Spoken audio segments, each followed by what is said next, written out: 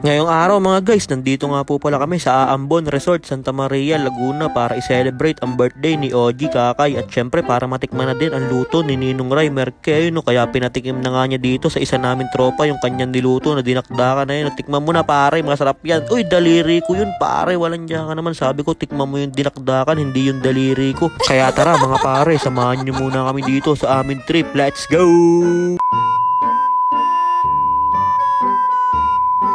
So, ayun po sinampa na nga namin lahat dito ng mga gamit na dadalhin namin papunta sa Aambon Resort, Santa Maria, Laguna dahil may swimming nga po kami ngayon. Wow. Kaya dinaanan na nga namin dito yung iba naming kasama para makaalis na nga kami papunta sa Laguna at para makapag-swimming na dahil excited na nga ako lumangoy. Yes! At nandito nga din po pala ang founder ng Siomai Plaza PH, John Paul Rubiano. Ayun, kumakaway pa, hindi pa sumabay sa amin. Kaya nag-pray nga din muna ako dito sa nadaanan namin simbahan para ingatan niya kami sa aming trip ngayon. At syempre nagutom na nga din tong bossing ko kaya bumili muna siya dyan ng toasted siopaw. Hindi pa kami nakakalayo, gutom kagad. At sa sobrang katakawan ng bossing ko at ng mga pasahero namin dito sa likod sa hindi inaasahang pangyayari ay bigla nga lumambot yung gulong namin kaya hinanginan muna yan dito ng bossing ko. Paano ba namang hindi lalambot ang gulong mo? Nasa binangonan pa lang tayo, ubos na kagad yung food trip. At okay na ulit, nahanginan na yung gulong kaya umalis na nga kami dito nila Ninong Ray Merke.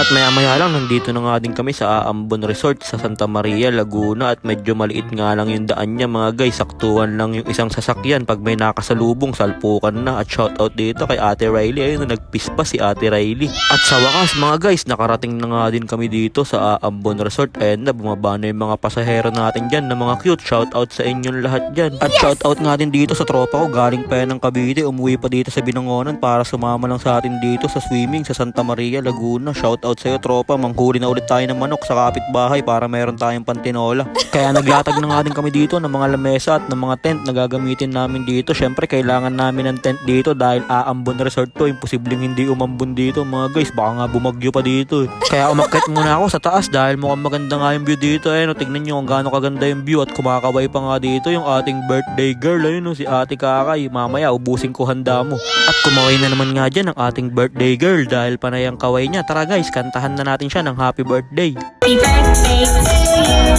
Happy birthday to you. Happy birthday to my friend. Happy birthday to you. Happy birthday to you. Happy birthday to you.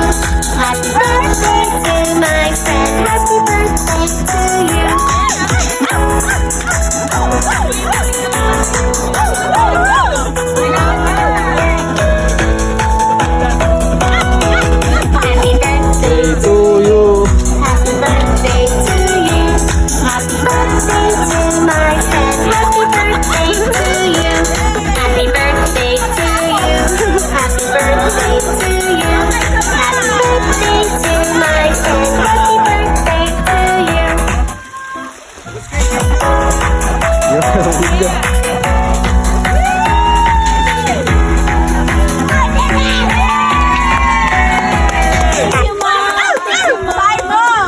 Syempre dahil tapos na ang kantahan ng happy birthday, dumakot na kagad ako dyan ng food trip. Ayun, tamang food trip lang tayo dyan ng Malabon habang pinagmamasdan natin kung gaano kaganda yung view dito sa Santa Maria, Laguna. At dahil nakapag-almusal na nga ako at nabusog na ako dito, nagpunta na nga din ako dito sa kusina para tignan kung ano niluluto ni Ninong Ray, Robin Merke. At nag-iihaw nga siya dito ng mga pata. Ayun, kulay uling na nga yung patang iniihaw niya dahil wala siyang tong pambaliktad ng mga niluluto niya. Kaya kinakamay na lang niya. Kaya nilinis na nga din dyan ni tropa yung mga paa ng manok na ninakaw niya sa kapitbahay dahil mamaya isisigang niya nga yan para meron kaming mainit na sabaw at saktong-sakto yun sa malamig na panahon. At syempre pag mga ganitong outing hindi mawawala dyan yung napakasarap na yempo. Ayun, sinalang na nga din yan dito sa nagbabagang uling ni Ninong Ray, Robin Merke para mamaya kukurot-kurutin na lang nila yan habang nag-iihaw. At maya-maya nga lang mga guys, okay na nga tong iniihaw natin na yempo, pwede na yung kurot-kurutin dahil madami pa naman nakababad dito. Hindi na malalaman yan nung nagpaluto pag kinurot-kurutan natin yung yempo na yan habang nag-iihaw tayo dito.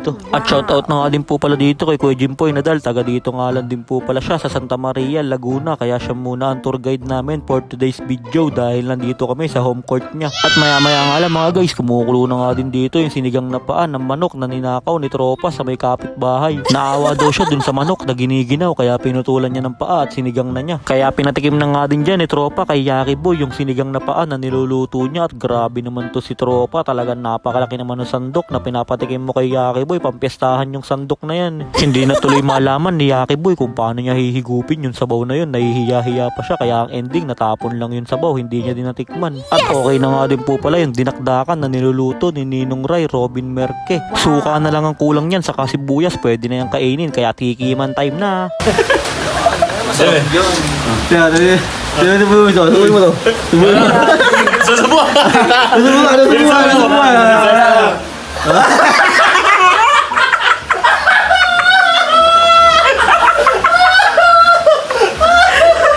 Palili ko yung pare.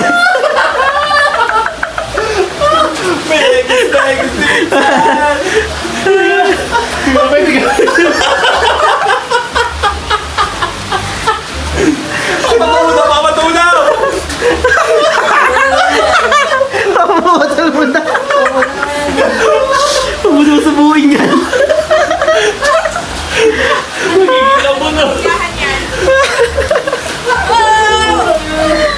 Chapli. Tapos na kaya ako Tapos na.